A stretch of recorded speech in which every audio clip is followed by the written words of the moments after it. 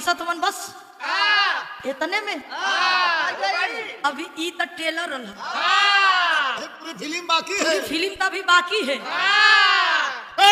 हम तोरा छोड़ के कब हो रहे हो पता होगा कि मैं तोरा से बहुत प्यार करता एकदम मचमचात जवानी।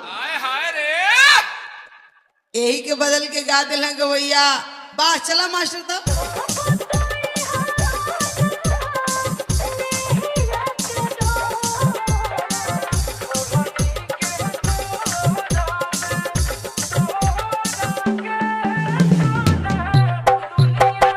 हरे करियवा हरे करियवा हरे करियवा हरे करियवा।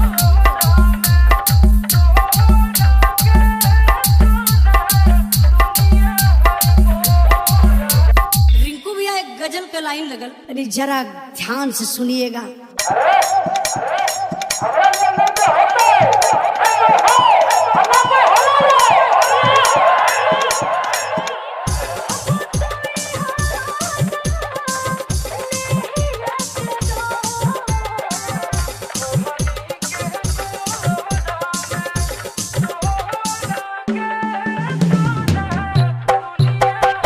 हरे करियवा हरे करियवा हरे करियवा हरे करियवा।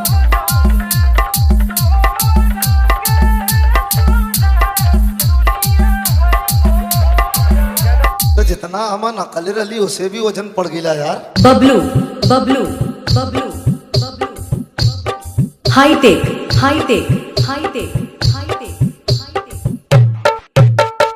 जमुई जमुई जमुई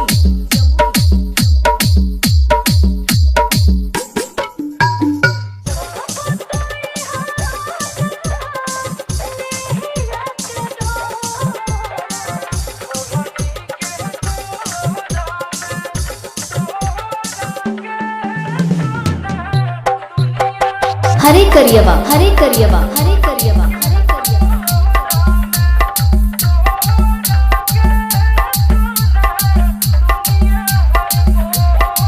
तो जितना अमन अकल रही उसे भी वजन पड़ गया यार।